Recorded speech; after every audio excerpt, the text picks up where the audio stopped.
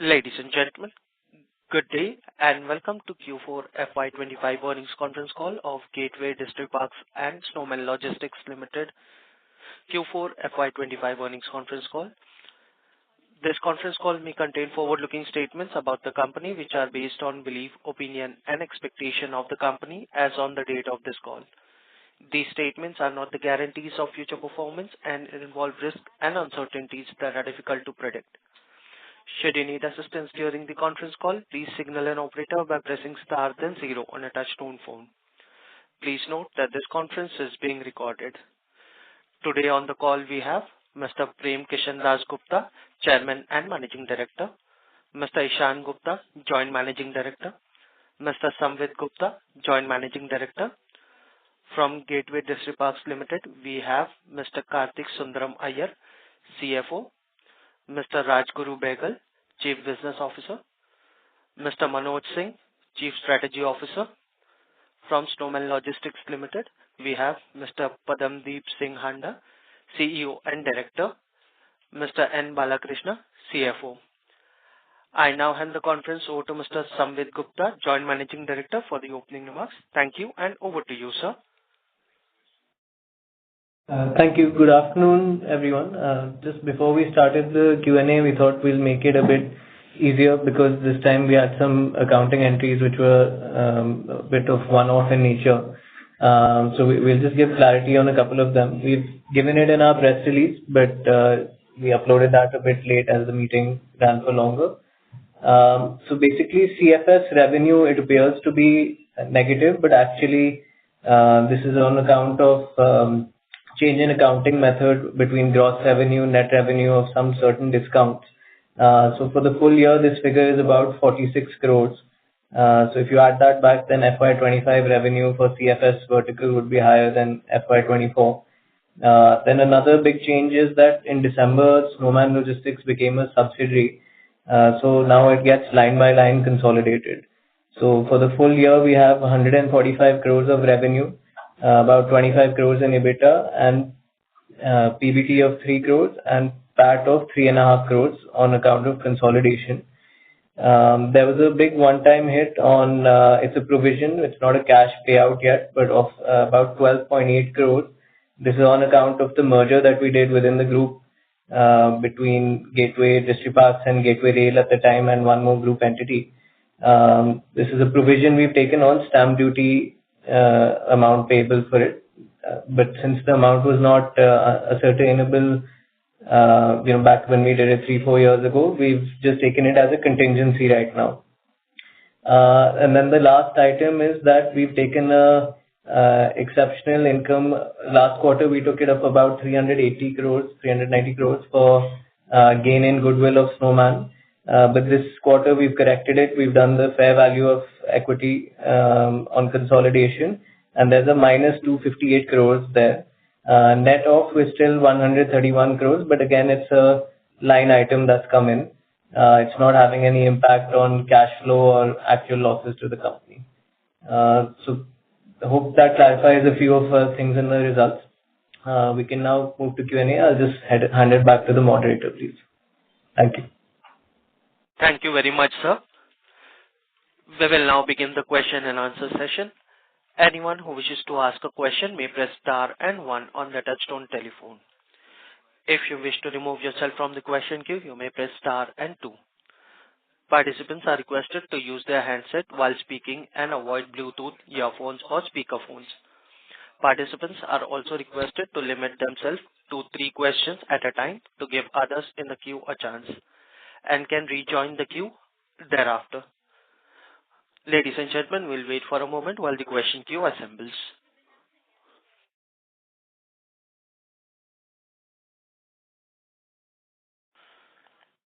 First question is from the line of Love Jain from Artha India Ventures. Please go ahead.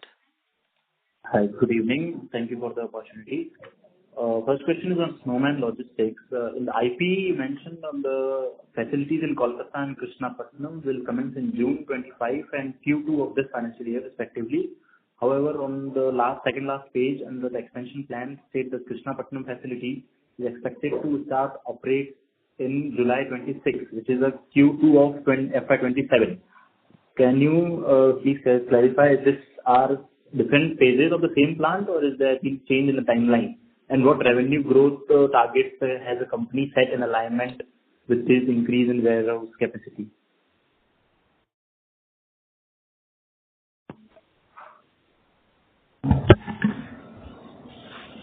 Yeah, hi. See, the facility in Calcutta is starting on in the month of June itself, and it will add additionally almost 6,000 pallets. With the current inflow of material and the seasonality, if we look into it, we are quite positive in ramping up the facility much faster than what we earlier would have, if it would have come earlier. So, the business alignment is quite in line with the new facility. As far as Krishnapatnam goes, that will be up in this year only, in the month of July. So for that, when I go back to expansion plans, that is the second phase of Krishnapatnam, which will be taken in future. For the expansion, there's a possibility, as we do have another warehouse available in Krishnapatnam, to be converted to a cold store. Okay, so there will be two phases, one in this July 26 and another will be July 27. Sorry, July 25 and July 26. Right. That is also the plan. Okay. And another question on the transportation services. I can see despite increasing segment-wise revenue for the transportation service, we can see a decline in EBIT from 52.88 lakhs to 5 lakhs, which is approximately 90% downside in this quarter. So what is the reason of this?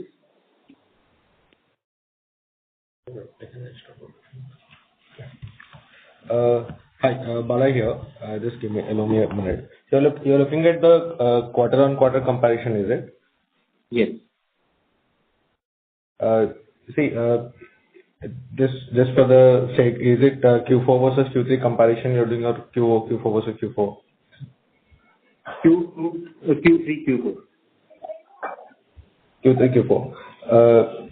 See, in Q4, as a year-end process, we have taken an additional provision as a cautious. Also, there's a slight dip in the margins in the current quarter. That itself is the reason. Otherwise, the revenue, otherwise the business itself is a flat in the current quarter.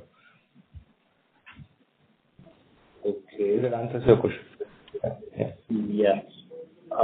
And another one is on the planned capex that you mentioned, 100 to 150 crore, and in the previous call you mentioned 80% of the capex is expected to funded by debt. So is this the same capital structure you're going to follow for the capex, or is there any change in the capital structure for this capex amount? We are still the same opinion that we go with 80-20 model. 20 will be from our internal accruals, 80 will be funded through loans. Okay. And on the cash conversion cycle, I can see that for the FY 25, it is increasing. It is increasing. Could you help us understand why the company decided to clear payables earlier, and how this fits into the overall working capital strategy? Sorry, what is that decreasing? I didn't hear properly. If you can repeat. Yes, so it is related to the days payable. I can see that under why the company has decided to clear payables earlier, and how this fits into the overall working capital strategy. So I think it's just a function of business, depending on the business mix at that time. It varies, terms vary customer to customer, whoever's growing at a different pace for the quarter. And this is primarily on account of the 5PL business. Okay, cool. Thank you so much.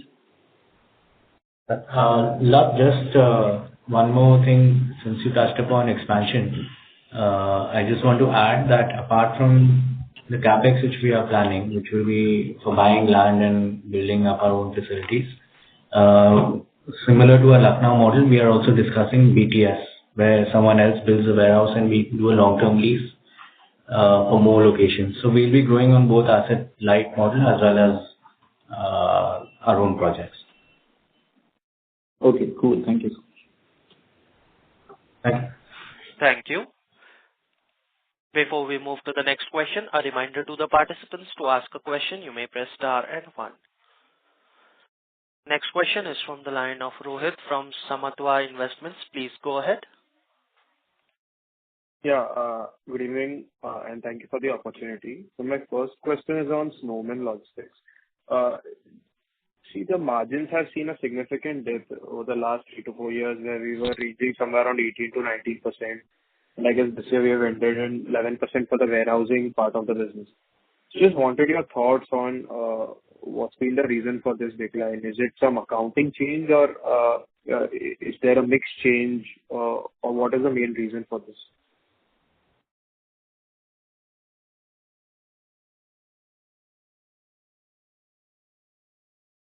Okay. See, the margins, as you see, are blended sales also with more, with growth coming from 5PL business. The overall blend of margins are reducing, and that is what is reflecting on the P&L as well. Also, there has been certain cost pressures in the last year, which further, because of the business mix change, as some of the industries did fantastically well and the others didn't do much. So that also created some sort of a marginal dip. So which is reflecting, but prima facie with the increase on the 5PL model, this reflection is there. Sir, I'm only talking about the warehousing part. I get it, 5PL is a bit low margin volume-based business. I'm only talking about the warehousing part of the business. So that's also, those margins also 3 years back were around 18-19%. That's come down to, 11% this year. So I just wanted to know on the warehousing part of the business. So some of it is contributed by the Park and Pay model. This year we have grown 500 times in Park and Pay model, wherein close to 60,000 pallets were outsourced and billed. So wherein the margins are lower, thus the percentage margin is pulled down on the warehousing part. So going forward, can we expect margins to be at these levels due to your new Park and Pay system that you have adopted? See, this is the short-term Park and Pay what I'm talking about, and we will continue to grow in that. Also, there was another business with Amazon which was shut down, which also impacted the overall warehousing margins. So the mix of warehousing change also has contributed in overall reduction in terms of percentages, which is reflecting.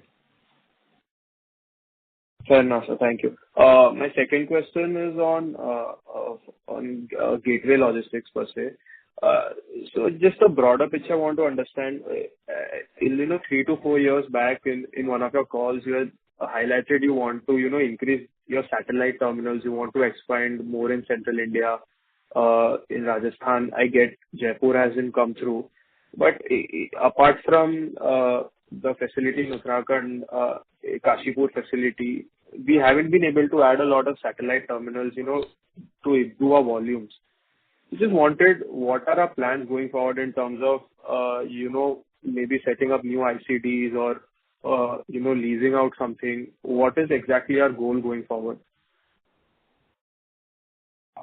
So the plan remains the same, but as we've mentioned over the last few calls, that land acquisition continues to be a big challenge.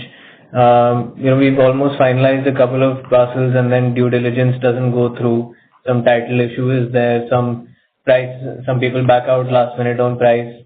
So we're looking for viable projects only, and we don't want to expand for the sake of expanding. That being said, there are still 2-3 active opportunities that we're looking at, and one of them is also on an asset-light model. So hopefully, we've been saying we'll get back with it, but even though overall sentiment is down right now, fresh investments are much lesser, so we are also reevaluating our plans. But we definitely want to have more rail-linked ICDs. Got it. So, and on this Western direct freight corridor, so if in H1, if I'm not wrong, the rail coefficients to all the 3 ports had seen a significant fall. So what is your, what are you getting on ground? Why is the rail coefficient actually decreasing? The share to Mundra and Pipavav, in spite of both of them being connected, on the Western DFC, why is still road being preferred over rail? So I'm speaking because once JNPT comes through, maybe by the end of the year, is there a possibility that volumes might not kick through for us or for the industry as a whole? Yeah. Hi, Rajguru this side. So one of the reason you have seen a slight dip in rail volumes was also due to the congestion issues faced especially at Mundra Port. And there was double stack restrictions very often, and especially due to heavy pipeline towards Mundra. And there was a restriction going towards Mundra, which really hit the overall volumes. Plus, trade was also expecting that with the completion of DFC, which is not done till now, there will be some kind of positive commercial advantage given to the trade. That has also not happened. So we are just waiting and watching. So hopefully, once the JNPT corridor is completed, which now they are saying is, as per the site, they're mentioning December. But as per our sources, it might take another couple of months. So it should happen by March. So then only we will see 100% advantage.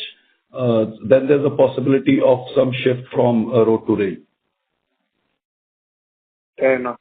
So just one last question is on your Kashipur ICD. So if I'm not wrong, we had acquired it for around 150 crores. And currently, I guess we are doing around 3,000 to 3,500 TUs. Just wanted, what was the reasoning to buy the Kashipur ICD, considering in your only calls earlier, you had said the total addressable volume is only around 10,000 to 12,000 TUs. So what was the reasoning to spend so much money on an ICD where the potential volumes within that area is only 3 times what we are doing right now? So just your thoughts on that, and how do you see it going forward in terms of expanding volume from that ICD? That time the rail operations were done by someone else. So we looked at the whole picture of rail plus road plus ICD, and it made sense because it's about a 4 to 5 year payback for us, which was better than, a greenfield ICD project.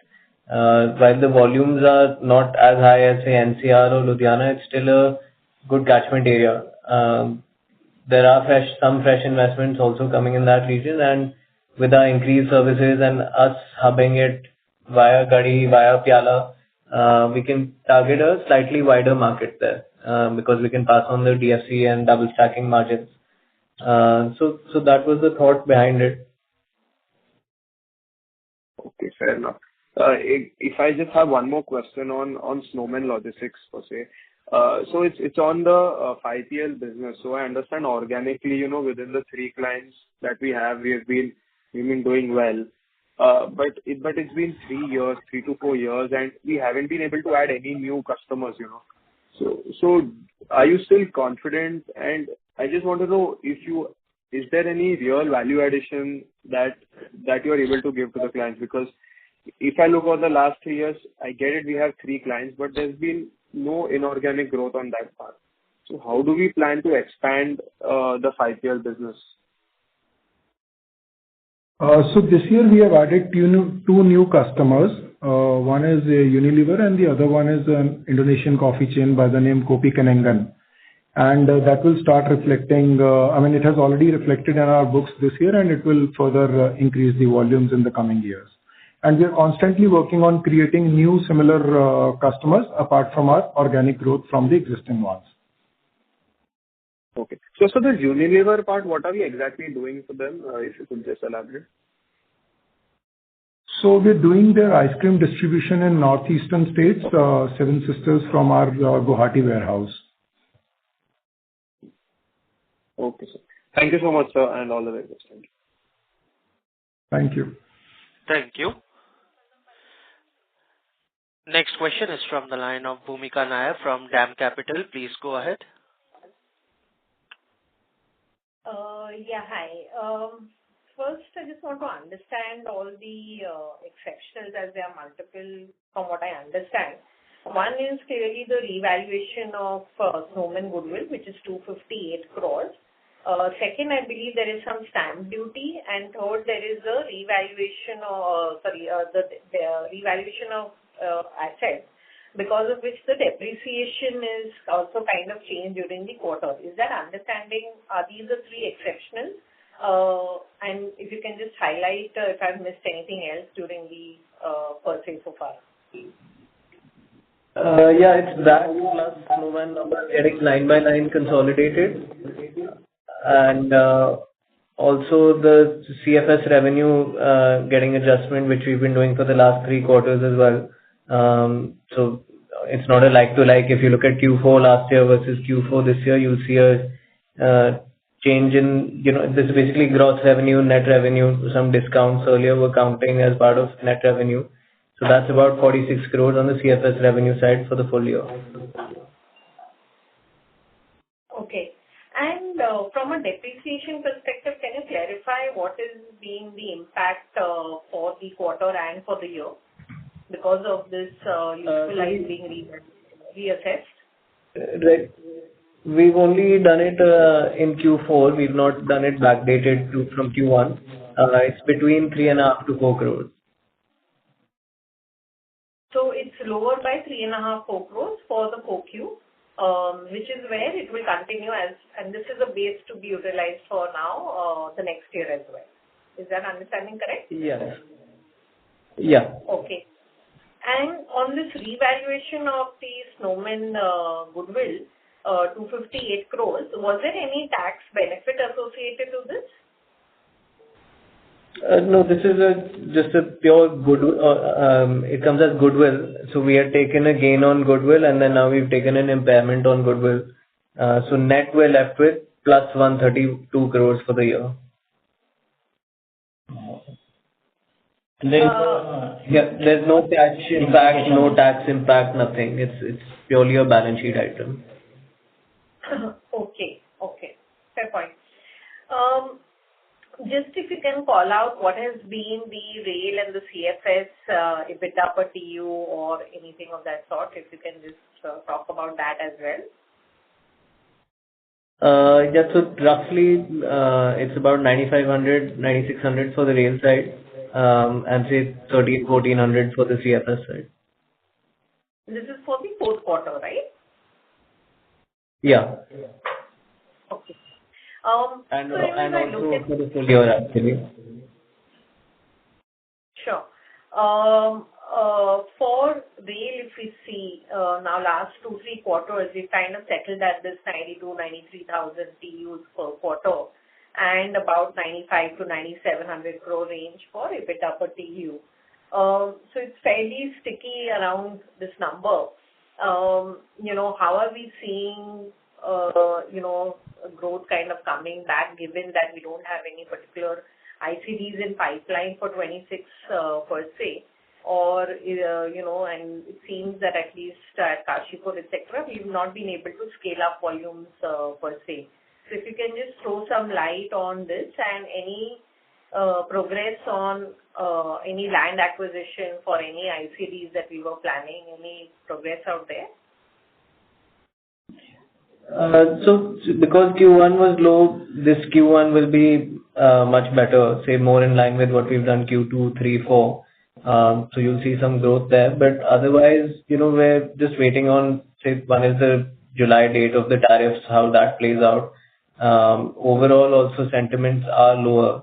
Fresh investments are less. So volume will probably remain around the same range with some growth. More growth we're getting from gaining market share. But say the NCR market, Ludhiana market, those are flat as an overall basis. So that's there. On the new terminals, we're still waiting on finalizing something. We've still not been able to secure it. We're being extra careful after Jaipur.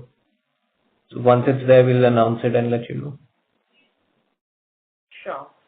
So, and in terms of the volumes per se, while obviously YOY 1Q will look good, But, has the market seen any improvement in terms of the volume trade activity or not really because of the tariffs?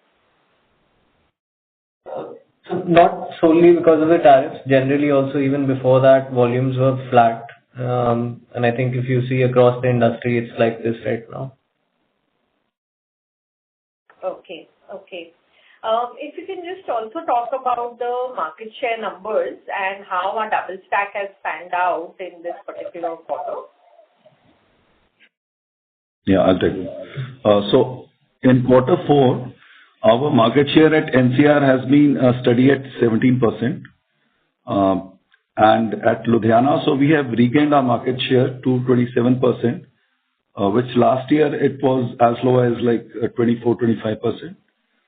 In Uttarakhand market at Kashipur, we have regained market share to 37%. Yeah, so that is the status of the market share. In terms of the double stacking, after this double stacking which has happened at Faridabad, our double stacking percentage has increased to 41% in Q4. And if we split this further into different ICDs, so earlier we were in the range of 40% of Faridabad volumes. Now it is gaining, okay. So overall, just wanted to tell you the overall 41% is there, and earlier it was around 38%. So we have gained 2-3% advantage. And going forward also, as the volumes grow, we are anticipating a good amount of increase. So we are targeting 42-43% going forward. Sure. Just on this market share number, these were fourth quarter market share numbers or for the full year, sir? So these were fourth quarter over last year, fourth quarter. And how would it be for the full year? So this is only, yeah, full year, NCR was 17% and Ludhiana 25%. Then Kashipur was 28%. Right. So, as such, if I look at... Yeah, full year, you see the lower number of Kashipur because Q1 and Q2 were down, so which we gradually improved in Q3 and Q4. Understood. So, with the volume growth being restricted to the market-led growth, given lack of, new capacities per se, obviously the focus will have to be on market share gains. But given how competitive the market is, how are you seeing that pan out and versus the EBITDA per TU? Where are we seeing the ability to kind of actually grow, volumes, or will it be more driven by the margin expansion as we move forward? So we're focusing on Pyala and Viramgam. Those are two markets where we feel like we can do better. With Ludhiana, we kind of already regained our number one spot, so I think keeping that consistent will be there. But these two markets, there's good scope, especially after Faridabad got double stacked. Sure. Okay. This helps. Maybe I'll come back in the queue. And sorry, just lastly, what is the capex that we're looking for in FY 26-27? So maybe around 30 crores other than the new terminals. Okay. And sorry, what will it be for Snowman? Because that will also get consolidated now. 100 to 150 per year. Even Gateway is 30 per year, so say 60 crores for the next 2 years. This is basically some warehousing capacity and vehicles. Understood. So basically, and this does not include any new ICDs. As and when we will acquire land, then we will outline that separately. Yeah. Okay. Got it. Thanks so much. Thanks. Thank you. Next question is from the line of Kunal Tokas from FVC. Please go ahead. Hello, am I audible? Yes, you are. Please go ahead. Yeah, hi. Okay, hello. The first question is about the 5PL vertical. This is represented as the trading and distribution segment in your statement. and while revenue has grown well, margins have fallen. So can you explain why that is? See, as I have mentioned that we have acquired a new business with Unilever, wherein the margins are different to the earlier businesses we were doing in 5PL. So that has contributed to a lower overall percentage when it is vis-a-vis the top line. And also the product mix for the current customers of ours has changed, which has resulted in lower margins. There are certain items which are imported and it comes at a different margin than what we procure and what we procure from India. So the differential is because of the mix change, plus the new business with Unilever, wherein overall margins are differently packed. So earlier you were targeting gross margins of in 5PL was 8-9%. Has that changed now with the new situation? Yes, correct. That is changed, but it will remain in the range of 6 to 8% depending upon the product mix. All right. And just want your clarification on the accounting for the goodwill impairment that you have taken. Can you explain a bit more why that occurred after taking the gain on consolidation last quarter? Yeah, it's basically linked with the share price also, as well as the accounting standard where we have to make a discounted cash flow. So we didn't really have a choice but to go with this figure. So we've taken a hit of 258 crores. But again, it's purely a balance sheet item, no tax, no cash outflow. It has no bearing on the overall operations of the company. How much of it was linked to the share price and how much to the DCF calculation that you yourself did? What's the weightage of these two things? The DCF and the share price are roughly in the same range as of March 31st. So that's the entire impact. Our last purchase was at about 75 rupees. So we first took a gain at that value. Then this has come down from basically 75 minus close to 50 rupees. So that 25-27 rupee gap is the hit that we've had to take. All right. Thank you. Thank you very much and have a good day. Thank you. Thank you. Participants, if you wish to ask a question, you may press star and 1. Next question is from the line of Janam Kiran Kumar Shah from Equirus Securities Private Limited. Please proceed. Yeah, hi sir. Thanks for the opportunity. I just missed one point you clarified on the other income part. So can you just repeat that part, like other income is higher during this quarter? What has led to that particular thing?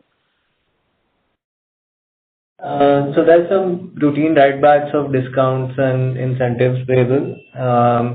Then there's also interest income as the company is sitting on over 100 crores in cash right now. And then also there was a write-back on account of a provision we made for tax last year. And then we opted for Vivad Se Vishwas, so we paid out the tax and closed out all the old matters. But last year we had only taken a provision on a contingency basis. So it got added back in EBITDA, but it's subtracted back from PAT. Got it. And the higher other expense, what could be the reason? Like we have been doing 28-30 CR kind of a number, but this year it went up to 40 CR. This is only for the gateway number that I'm talking about. So any specific other expense which has been added into this number? Basically the stamp duty number that we've given of close to almost 13 crores. We mentioned it at the start of the call in the press release. This is again a provision. It's not a cash outflow yet. So whenever the demand comes in, we'll pay it. Got it. So that's it from my side. Thank you so much. Yeah, thanks. Thank you. Next question is from the line of Love Jain from Artha India Ventures. Please go ahead. Hi, thank you. I was seeing annual trade receivables, Snowman. increasing year on year. Can you please specify how much these are considered good in FY25 and how much are overdue from like last 6 months, and how much are the provisions basically? If you can give a big breakdown of annual trade receivables. Hi, Bala here. See, increase in trade receivables is a direct relation to our increase in turnover, we put it this way. And we carry a provision approximately 4 crores, which is covering 180 days. But all majority is from the current year itself. Yeah. If that answers your question. Yeah. Yeah. And how much are the provisions out of there? Is there any provision? We provisioned full 180 days, which is around 4 crores. Okay, cool. Thank you. Yeah, thank you. Thank you. Next question is from the line of Gaurav Gandhi from GPM. Please proceed. Yeah, thanks for the opportunity. Just one question or clarification from your side. Sir, why have we arranged the land acquisition deal at Jaipur in such a way that it came under Benami Property Act? And is there any possibility of settlement there, or is this issue going to get dragged for many long years? So it wasn't our intention to do anything like that. I mean, we still believe we did it the right way. We have good top legal firm also advising us who believes that we have a strong case. We're hopeful, within the next year or two, for whatever reasons, this got caught in this legal case, but according to us, it's still fine. There's no, unfortunately, like a settlement scheme like Vivad Se Vishwas and all that we've done in IT matters, but we're confident that the tribunal will go in our favor. Okay. All right. Thank you. Thank you. Next question is from the line of Pranay Khandelwal from Alpha Invesco. Please proceed. Hi, thanks for the opportunity and congratulations on a good set of numbers. Just wanted to know now that Hello. Am I audible? Is it better? Yes, please go ahead. We can. Is it better now? Yes, please proceed, sir. Yeah. So I just wanted to know now that Gateway has reached that 50% plus mark for Snowman. So is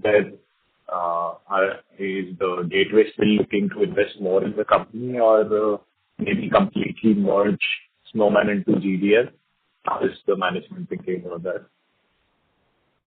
No plans of merger right now as they're different businesses. Regarding stake also, we haven't thought of anything yet. We're not against it, but we don't have any immediate plans to increase our stake either. Okay. I was asking since you mentioned that there's some 100 crores on cash and GDL will be turning out more cash this year. So, any plans? Every year, there will be certain capex which is required in GDL, and we have a track record of paying dividend also. So based on the cash flows, if and when there is any surplus, then we could consider it. But as of now, we have not announced any plans. Okay. All right. And on the Snowman side, any new customers that we are talking to for 5PL business, or also wanted to confirm that this 2 customers that were mentioned, Unilever and Kopi, they're both on the 5PL side, right? Yes, they are on the 5PL side, and on an ongoing basis, there are many customers who we have a conversation with. But only, we also select those customers who we are confident of their growth and their ability to make payments on time, because this business is very working capital intensive. So as and when, we come across any large new customer which makes sense, then we partner with them for 5PL. Okay. And Kopi, I believe right now has only one outlet in India, right? So what are their plans? Are they planning all the metro cities? No. Okay. As of now, they have 2 plants, and they have obviously plans to expand more, but we will not be able to comment exactly how many stores and at what time. Okay. All right. I think that'll be all. Thank you. Thank you. Participants, to ask a question, you may press star and one.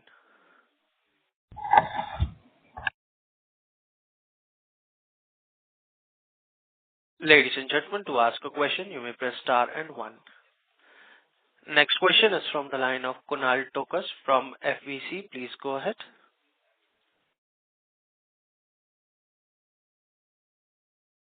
Mr. Kunal, your line is unmuted. Please go ahead with the question. Hello, am I audible? Yes. Okay.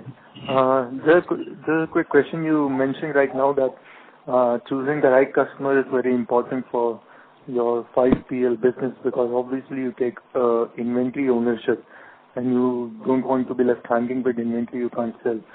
So onboarding a player like Kopi, which is just entering the industry, do you think it makes sense to take that risk versus going with more established players? But then obviously you also have the thing that established players have their own supply chain established. So how do you manage that trade-off between taking more risk versus getting more growth from new players entering India or expanding in India? See, we have done our due diligence when we speak with a customer in terms of their plans in India, their stability, plus we see their global presence as well. So at the pace Kopi is expanding globally and the way their contract is structured, it keeps us quite covered in all aspects, and we try and put in our best effort in terms of doing a detailed due diligence to ensure that the company's interests are safeguarded alongside the growth. What sort of securities do you have in these contracts? Do you have recourse to the parent entity of Kopi, maybe? Unfortunately, because of an NDA, we are not able to disclose the details of the contract with our customers. But we can assure you that we have built in enough safety which guarantees us, that we will not be at a loss. And that's why finding customers who are acceptable, who are amenable to such terms of the agreement, that it takes time, and we are careful about who we choose. Also, another question about the warehousing business. So it's flat as we can see, but that's obviously also because of Amazon moving out. So on a like-for-like basis, what would the growth have been if we just remove Amazon from the previous year's numbers as well?